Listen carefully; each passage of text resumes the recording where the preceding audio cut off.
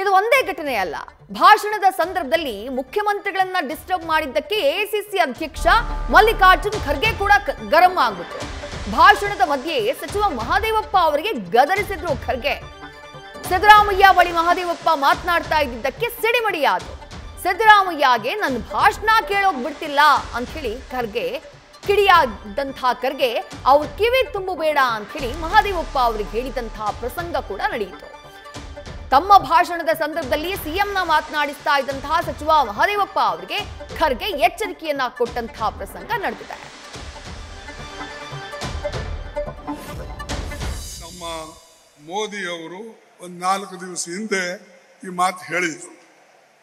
ಅದಕ್ಕೆ ನಿತಿನ್ ಗಡ್ಕರಿ ಏನು ಹೇಳಿದ್ರು?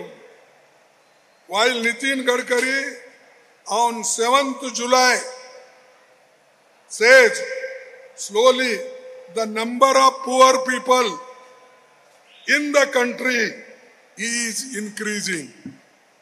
ಇನ್ನ ಮೊದಲ ಮಾದೇವಪ್ಪ ನೀ ಕೇಳ ಅವ್ರ ಕಿವಿ ತುಂಬಬೇಡ, ನೀನು ಕಿವಿ ಸರಿಯಾಗಿವಿ ಅವ್ರದ್ದು, ಸ್ವಲ್ಪ ಇದು ಕೇಳಲಿ. ಈ ನಮ್ಮ ಮೋದಿ ಅವರು ಒಂದು 4 ದಿವಸ ಹಿಂದೆ ಈ ಮಾತು ಹೇಳಿದ್ರು. ಅದಕ್ಕೆ ನಿತಿನ್ ಗಡ್ಕರಿ ಏನು ಹೇಳಿದ್ರು?